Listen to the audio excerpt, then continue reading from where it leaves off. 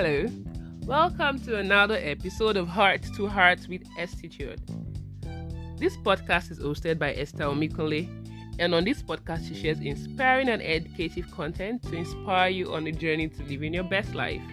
Come along and listen to educative content, engaging content, learn, share, and live your best life.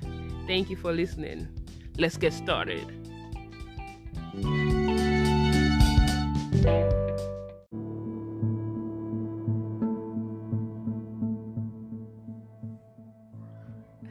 Welcome to today's episode of Heart to Heart with Estitude. I'm sure you're already wondering, based on the topic or title of this podcast episode, what does it mean? What is she going to talk about?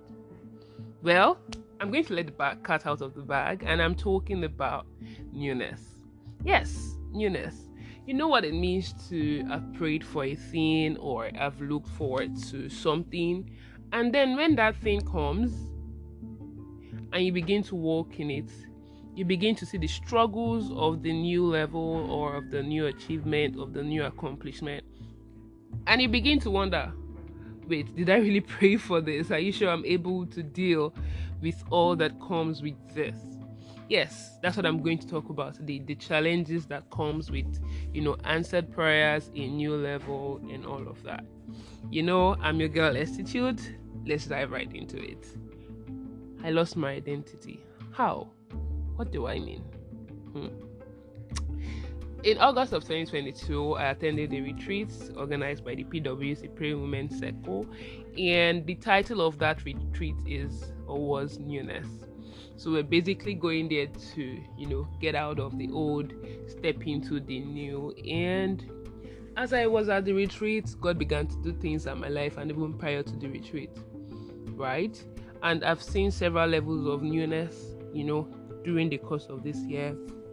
I changed jobs, stepped into new positions to volunteer and serve, and a number of things. And with these opportunities came bigger challenges. And I began to ask myself, what did I really mean when I was asking for newness? And this brings to mind what someone said, that when you're praying for something, also pray for grace to walk in it when the answer comes. Because it's one thing to really sincerely ask, oh, I want this thing, I want candy, I want whatever you may want to call it. But when it comes, are you ready to deal with everything that it comes with? It won't just come with the good side, it will come with every single thing. Are you ready? And are you ready to deal? So yes, I want to talk about me. I know it's been a while we've had this kind of conversation here on the podcast, and so I just wanted to do this talk to tell you what's been going on with me, and then share lessons and insights so that together we can learn as we journey to live our best lives. So my first question, which I think I've sort of touched on, is it possible to be sad, unhappy, or maybe even have regrets in the new? So for instance, let's use what are we going to use? Maybe a new job, or a mother who has just had a child, or someone who's just gotten pregnant, and they've been praying for this thing, and now it's here, but you have to deal. So let's say someone who's got pregnant, they have to deal with the side effects of nausea, of probably not being able to do certain things you were able to do before, and all of those things. Are you ready to deal? You get? Or it's a new job. Are you ready to deal with new terrains, new people, new processes, new technology? Are you ready? Are you ready to deal? So this is what happened to me in the course of this year. Resumed at a new job earlier in the year, and it was interesting, a new style of working, but that was just one. I also began to take on other tasks. So I launched a book. If you recall, I wrote a book titled Love Letters to Abba. I published it, self-published it, and I had to do a book launch some few months back.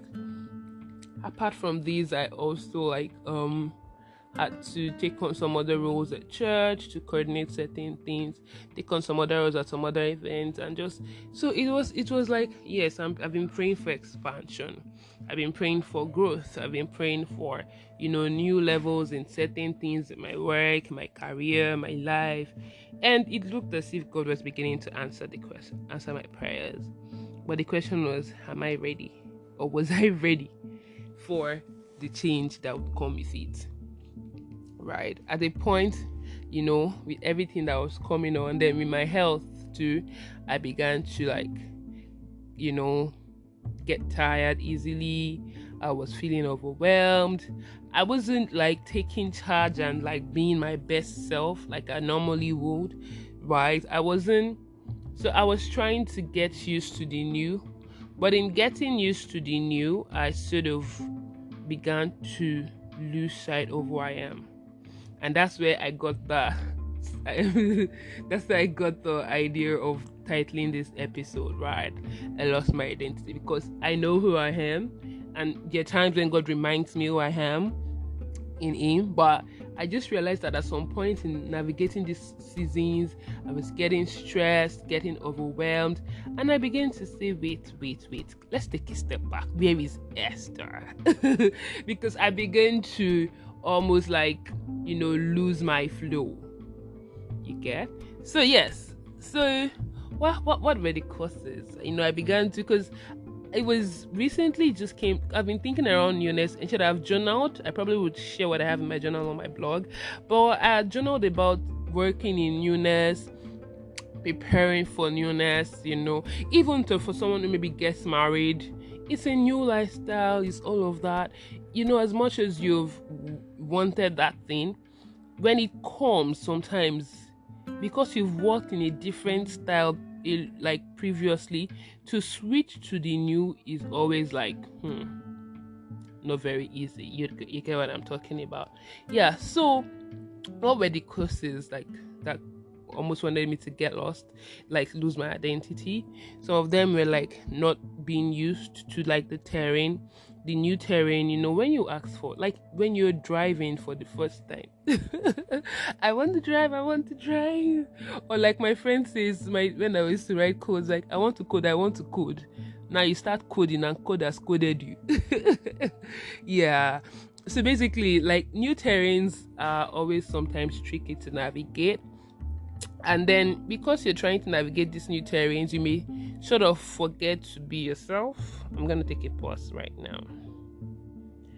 So yes, about new terrains. When you're in a new terrain, right? You sometimes begin to because you're so focused on managing the new, not getting killed by the new in case where you are learning to drive. You may sometimes forget your confidence. It's possible. You forget the uniqueness that you bring to the table. You get, and sometimes you forget the edge that you bring. You forget that, yeah, I'm the table. We hear on TikTok and Instagram, I am the table, or well, I know what I bring to the table, right? So in that bit of navigating, and what came to mind was just now was the relocation saga. A lot of people are relocating from Nigeria to other countries, and as much as I haven't relocated, so I may not be able to speak 100% to their realities, but as much as people relocate, and there would still be that thing of, oh boy, I miss this or I miss that, and there'll still also be the part of learning to walk in the reality of the new place they are, right? So in navigating these realities, if you don't remember your uniqueness, your source, you may get overwhelmed. You may begin to have to just succumb to what is, forgetting that you are the source and the spice. You get me? Okay, yeah. Let's get back on track. So another thing that I noticed is not being able to blend into the new. So not succumbing to just the ways of the new, but infusing your own spice. So I remember during one of my review sessions with the execs, and they're okay, so what are your thoughts since you've worked with us for this long? And I said, for me, this was the idea I came with. I was just going to come see how things work here, and then I'm going to start seeing how to infuse my own past experiences into what currently is, so that I'm not just coming, I just want to change everything, but let me learn how it works here. But as soon as I'm getting the a hold of how it works, I'm ready to sort of also start seeing how I can infuse my own knowledge and experience into what is. Right, so find a way to infuse yourself into, like, so for instance, for someone who gets married, you shouldn't just like lose all your edge. Oh wait, let me just use someone who resumes at a new job because I'm still not married, so maybe I can't speak to that 100%. Just kidding. Okay, yeah. So like you resume at a new job, maybe there are new technologies you have to learn, new processes you have to navigate. It may seem very a lot, especially for people who do not like who are very averse to risk and change. But this is my suggestion. Take a month or two, get used to the people, get used to the process, and begin to let it sink in, and begin to bring your past experiences to apply them to what is, right? So that can help you. So then there's also the place of not fully preparing for the new. So because God, I just want a job. I just want a man. Oh, I just want a baby. Oh, I just want to travel. But you're not thinking through what the implications of getting these things would mean and how you would prepare for them. So that thing that they say, prepare for the blessings you pray for, is not a joke. If you're praying for a new job, how are you preparing yourself to walk in it, to show that you are the spice and the sauce that is needed in the new organization? If you're looking to relocate, how are you preparing for, let's even start with the weather or where you're traveling to, how are you preparing for to interact with people? If you're learning a new course or a new tool, how are you preparing yourself mentally to stay through? If you're getting married, are you preparing yourself for the marriage and not just the wedding? You get me? So not fully preparing for the news, part of what makes people get overwhelmed and feel like they're losing their identity. And maybe sometimes, like me, maybe you have too many irons in the fire. So you're trying to juggle one, you're trying to juggle another. Images begin to get like a lot, and like they say, body be firewood before you go and break down. Well, are you getting what I'm talking about? Sincerely, all these things I'm saying with a smile. I was talking with a friend the other day, and I think I'd even teared up because of how overwhelmed I felt, how some things were getting to me, at the different areas of my life. And I was tearing up, and she was like, see, you have to take charge. And then she was like, there's something else that my friend said, and it just reminded me that, this is me. I began to think through and say, come, what are my strengths? I began to remind myself that I'm a very fast learner. I am this, I am that. And it began to, give me that boost of confidence. So, yeah, while we talk about losing identity, so many other things can make you lose your identity. But I'm talking about losing identity in the place of newness, in the place of abundance. So imagine someone who is living in wealth but is starving. Someone who has been given abundance but is still begging because they do not know their identity, right? So that's what I'm coming. That's the place I'm coming from today. I just want to say, hey, it's very possible. You can be in the middle of what you're praying for and then be anxious or be sad or be teary. But remember, you were prepared for this. Some way, somehow, you are prepared for where you currently are. You just need to take a step back. You need to reflect. You need to reminisce, and then, trust me, you'll get back on track. So what do you need to do?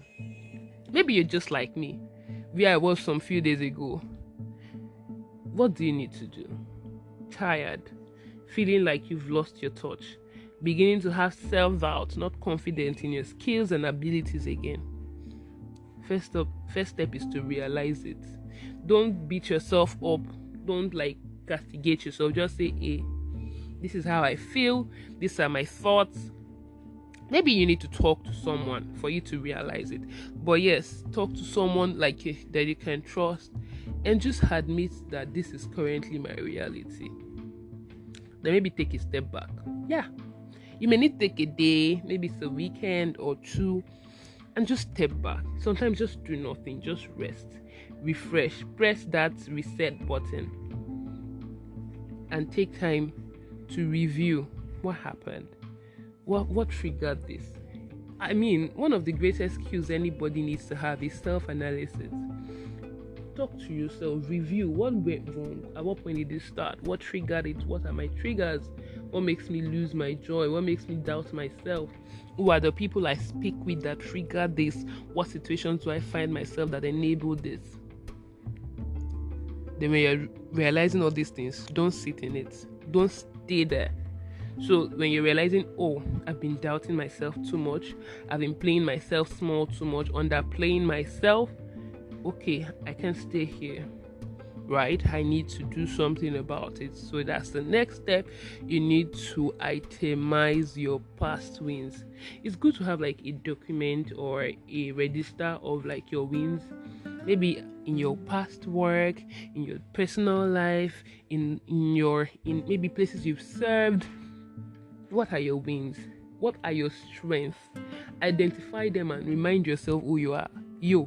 I am Esther, an award-winning product manager. I am a self-published author.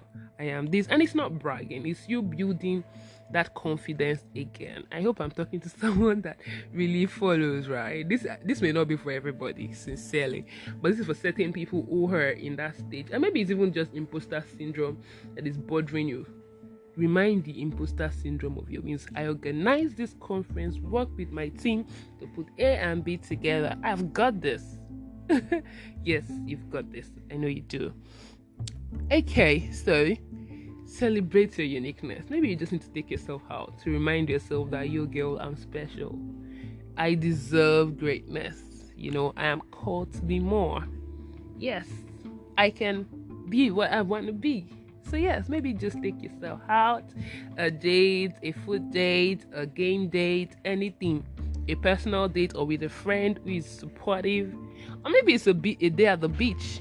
Just calm your head, but celebrate your uniqueness, right? And then begin to get back into the flow.